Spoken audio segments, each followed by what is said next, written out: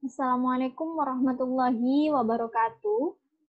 Pada kesempatan ini, saya akan menjelaskan terkait enterprise resource planning di pertemuan kedua di minggu pertama. Apa yang dimaksud dengan ERP? ERP adalah suatu sistem informasi yang diperuntukkan bagi perusahaan manufaktur maupun jasa yang berperan mengintegrasikan dan mengotomisasikan proses bisnis yang berhubungan dengan aspek operasi, produksi, maupun distribusi di perusahaan bersangkutan. Jadi dengan adanya ERP ini memungkinkan perusahaan dengan lokasi yang cukup berjauhan itu bisa mengintegrasikan datanya atau proses bisnisnya. Yang kedua, ERP mempunyai dua karakter. Yang pertama, ERP merupakan back office sistem yang mengindikasikan bahwa pelanggan dan pabrik secara umum tidak dilibatkan dengan sistem ini. Nah, yang kedua, sistem ERP secara modular biasanya menangani proses manufaktur, logistik, distribusi, persediaan, shipping, invoice, dan akuntansi perusahaan. Nah, ERP ini untuk saat ini masih digunakan sebagai proses bisnisnya, yang menangani proses bisnisnya.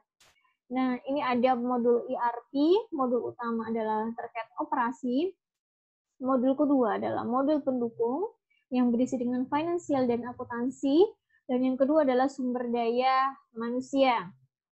Nah, di sini untuk modul ERP-nya ada general logistik terkait dengan logistik secara umum. Yang kedua, sales dan distribusi, marketing dan distribusinya. Yang ketiga adalah material dari manajemen, kualitas dari manajemen, pelayanan customer, kontrol dan perencanaan produksi, project system, dan yang terakhir adalah manajemen lingkungannya. Kemudian untuk modul finansial dan akuntansi, ada akuntansi secara umum, akuntansi keuangan, kemudian ada pengawasan, manajemen investasi, treasury, dan pengawasan perusahaan. Selanjutnya, di modul sumber daya manusia, ada personal manajemennya atau timnya, kemudian bagaimana timnya itu bisa memanage waktu, payroll atau pembayaran, kemudian pelatihan, dan kegiatan-kegiatan lain dari manajemen. Kemudian ada manajemen organisasinya dan manajemen travel management.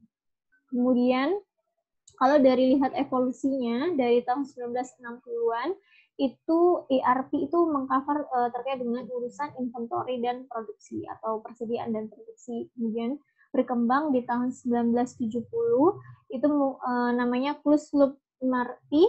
Ini sudah mulai bertambah ke engineering terkait mesin. Kemudian 1980-an berkembang ke sampai human resource management yang dinamakan dengan manufacturing resource planning in MRP2. Di tahun 1990-an, ERP sudah bisa masuk ke delivery atau pengiriman.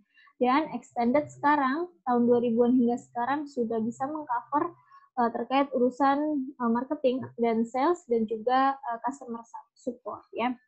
Kemudian di sini ada keuntungan ERP, keuntungannya ada dua di sini Mas Yan. Integrasi data keuangan. Jadi dengan adanya data keuangan, top management itu bisa mengkontrol kinerja para karyawannya dari jarak jauh. Gitu ya. Jadi nggak harus masuk ke ruangannya dan lain-lain, lebih fleksibel. Kemudian yang kedua adanya standarisasi proses operasi. Jadi menstandarkan proses operasi melalui implementasi best practice, lebih praktis gitu ya. Kemudian sehingga terjadi peningkatan produktivitas, penurunan efisiensi, dan peningkatan kualitas produk. Jadi tingkat efisiensinya lebih tinggi dengan menggunakan ERP. Dilanjutkan, ini ada keuntungan selanjutnya, standarisasi data dan informasi. Jadi dengan adanya ERP itu bisa menstandarkan data dan informasi melalui keseragaman pelaporan, terutama untuk perusahaan besar yang biasanya terdiri dari banyak unit bisnis dengan jumlah dan jenis bisnis yang berbeda-beda. Jadi dengan adanya ERP ini terdapat standarisasi data dan informasi.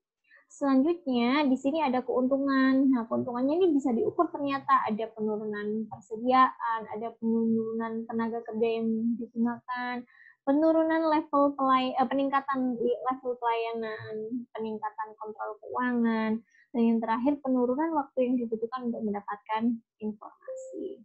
Seperti seperti itu.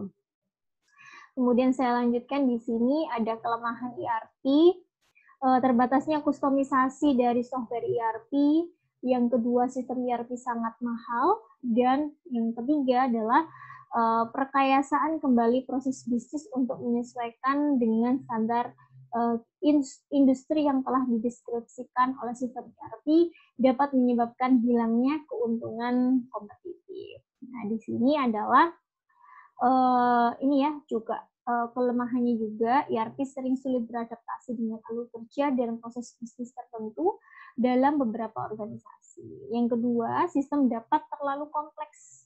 Jadi kompleks ya, tidak bisa diterapkan untuk perusahaan skala kecil jika dibandingkan dengan kebutuhan pelanggan. Yang ketiga, data dalam ERP sistem ERP berada dalam suatu tempat sehingga meningkatkan resiko kehilangan informasi sensitif jika terjadi pembobolan sistem keamanan, gitu ya. Jadi ini juga terkait dengan keamanan, ERP juga ternyata cukup rentan, seperti itu.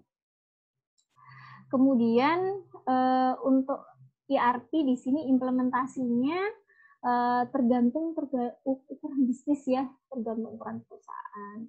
Kemudian ruang lingkup dari perubahan dan peran serta pelanggan. Kemudian perusahaan membutuhkan jasa konsultan, ini juga butuh biaya lagi karena kita juga terus untuk konsultasi ya terkait dengan kendala dan lain-lain. Nah, yang terakhir adalah migrasi data yang cukup lumayan besar.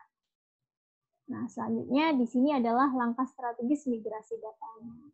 Ada mengidentifikasi data, menentukan waktu, membuat template data, menentukan alat, dan memutuskan persiapan yang berkaitan dengan migrasi, dan terakhir adalah pengarsipan data. Mungkin itu cukup sekilas terkait dengan ERP. Untuk selanjutnya akan kita lanjutkan di sesi diskusi. Hanya itu yang cukup saya sampaikan. Semoga bermanfaat. Wassalamualaikum warahmatullahi wabarakatuh.